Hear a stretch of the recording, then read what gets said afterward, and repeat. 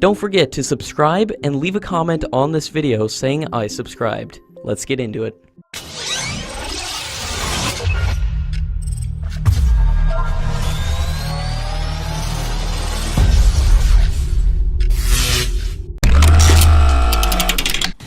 Recently, the Russian government has submitted a proposal to India for selling its Mig-29 fighter jets, which will cost between 170 to 200 crore rupees per aircraft, which costs almost 30% of any new aircraft in the same category.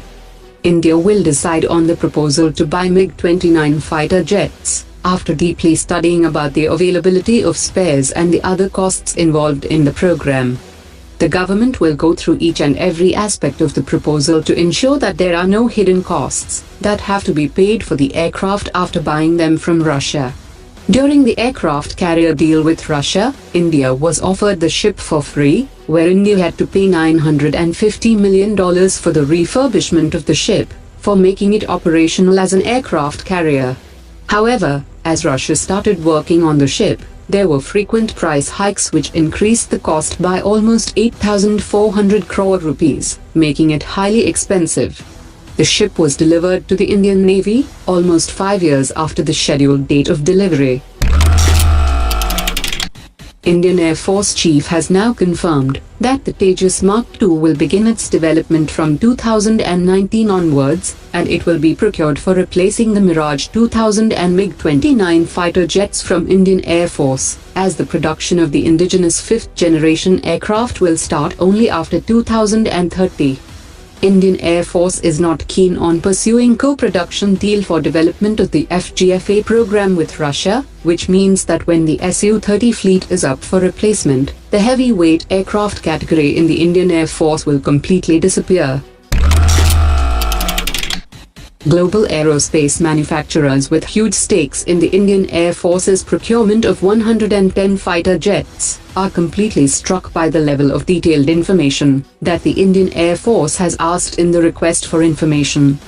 The 72-page request for information seeks a clear commitment from the manufacturers and their willingness to supply advanced technologies, training facilities and performance guarantees. Meanwhile, Saab Group has said that Gripen is the best choice for India, and Gripen will satisfy the needs in the best possible way. India hopes to conclude price negotiations for the 4 stealth frigates with Russia on the sidelines of Defence Expo 2018, so that the deal can be signed before the India-Russia annual summit. While 2 stealth frigates will be built in Russia, the remaining 2 will be built at Goa Shipyard Limited in collaboration with Russia. A meeting of the price negotiation committee was held in Moscow when Defense Minister visited Russia earlier this month.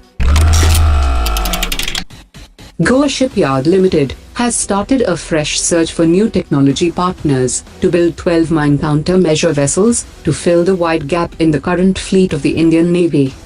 The shipyard has issued an expression of interest, requesting foreign shipyards to pre-qualify for the 32,000 crore rupees project, and is currently awaiting response from the shipyards. Other than the Gangnam Corporation of South Korea, Italy's Intermarine, and Sweden's Saab Kockums are some of the foreign shipyards that specialize in building the vessels. The use of radar-absorbing materials, which are capable of absorbing microwave radiation in the Expand region, is required to hide an aircraft by reducing its radar cross-section. BITS Pilani has started the research for developing such materials. The China-Pakistan Economic Corridor, the flagship project of the Chinese Belt and Road Initiative, is being extended to Afghanistan. During a meeting with Pakistan and Afghan counterparts, the Chinese foreign minister had offered to extend CPEC to Afghanistan. India has successfully tested the supersonic BrahMos today from its Pokhran test range.